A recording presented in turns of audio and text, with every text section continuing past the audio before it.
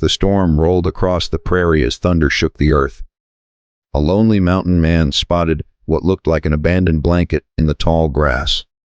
But when he climbed down from his wagon, he heard the faint cry of a baby, and beside the child lay a young mother, barely breathing. Everyone else had left her for dead. But one decision made by a stranger would change 3 lives forever. Stay until the very end, because the truth about who abandoned the young mother will leave you speechless. And if you love emotional Wild West stories filled with hope, sacrifice, and unforgettable endings, don't forget to like this video and subscribe to the channel. Now let's begin. Dark clouds gathered over the endless Montana prairie as Jacob Turner guided his covered wagon along the lonely trail. The rugged mountain man had spent years trapping beaver in the high country and trading furs in distant towns. At 42 years old, he had grown used to silence.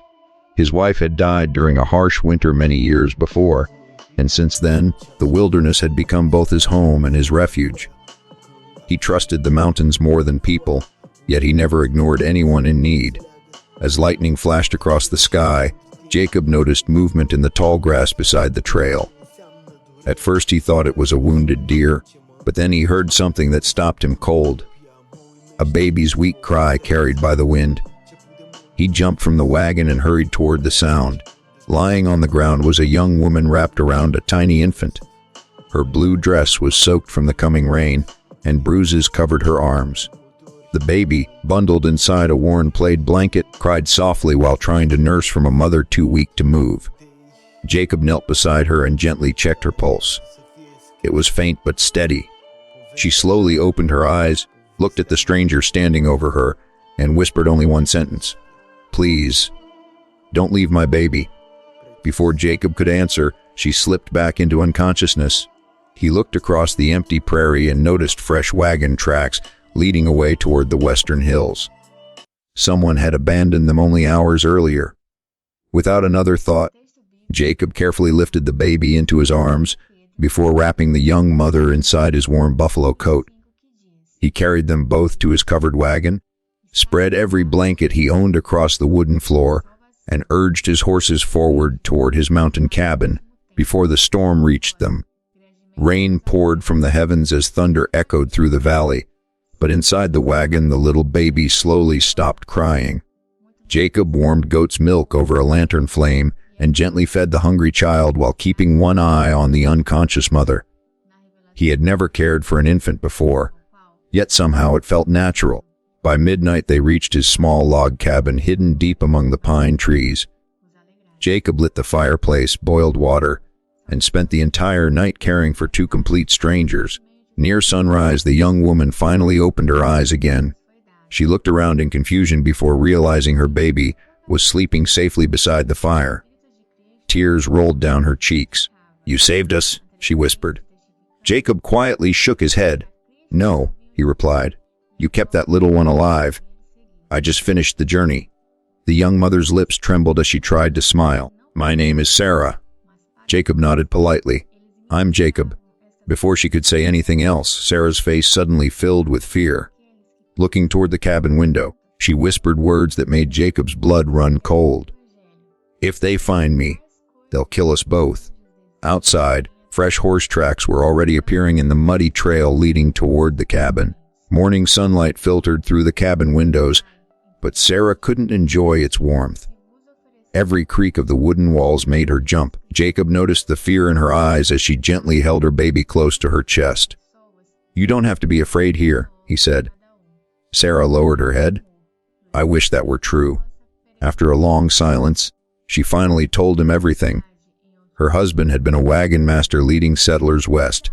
During the journey, he uncovered proof that a wealthy landowner named Victor Kane had been stealing government supplies meant for struggling frontier families.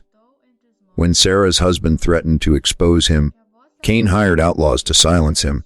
"They killed my husband," Sarah whispered through tears. "Then they came for me."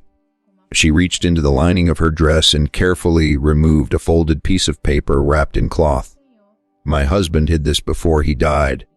Jacob unfolded the document. It contained names, dates, and signed records proving Kane had robbed hundreds of innocent settlers for years. "This is enough to send him to prison," Jacob said. Sarah nodded. "That's why they won't stop hunting us." Before another word could be spoken, Jacob's horse outside let out a loud warning snort. He quietly walked to the window.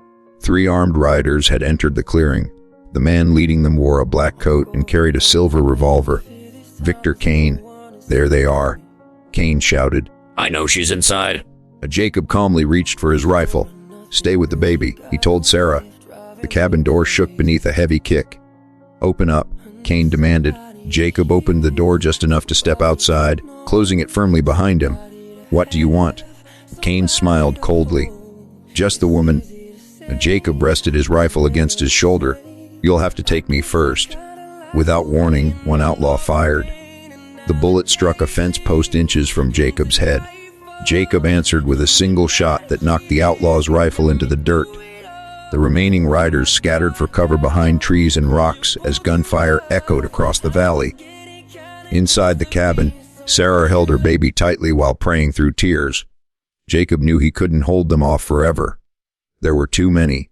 Then, through the trees, another sound echoed across the mountains. Horsemen. 6 local trappers and ranchers rode into the clearing. They had seen the smoke from Jacob's chimney and heard the gunfire. Without hesitation, they joined the fight. Outnumbered at last, Kane shouted for his men to retreat. "This isn't over," he yelled before disappearing into the forest. Silence slowly returned. Jacob walked back into the cabin with a small cut across his cheek. Sarah rushed toward him. "You could have died." Jacob smiled softly. "I've survived worse." But when he looked down at the paper in his hand, he knew the battle had only begun. "If Kane escaped," he said quietly, "he'll come back with more men." Sarah looked at her sleeping baby.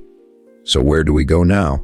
Jacob folded the evidence carefully and slipped it inside his coat. "We don't run anymore."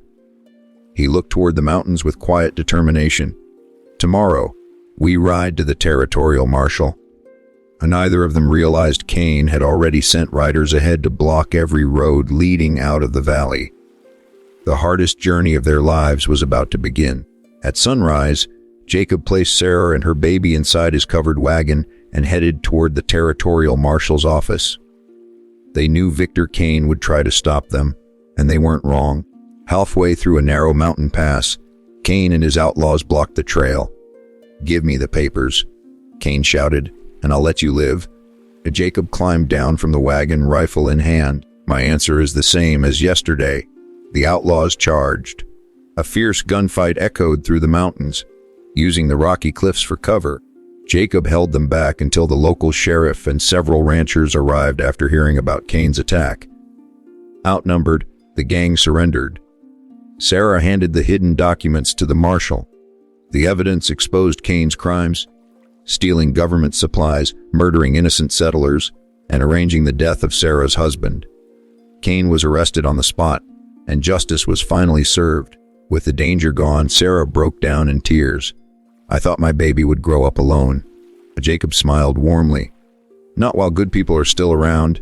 Months later, spring covered the valley with green grass and wildflowers. Sarah and her little boy stayed at Jacob's mountain cabin, helping turn it into a real home again. The lonely trapper who had expected to spend his life alone now woke each morning to the laughter of a child and the smile of the woman he had rescued. One evening, Sarah looked at Jacob and softly said, "You didn't just take us into your wagon." She smiled through happy tears. "You gave us a future." Jacob looked across the peaceful mountains and realized that stopping his wagon that stormy afternoon had been the greatest decision of his life. Sometimes, a single act of kindness is all it takes to save a family, and sometimes, the family you save becomes your own. If this emotional Wild West story touched your heart, please like this video, subscribe to the channel, and share it with someone who believes in kindness, hope, and second chances. We'll see you in the next unforgettable frontier story.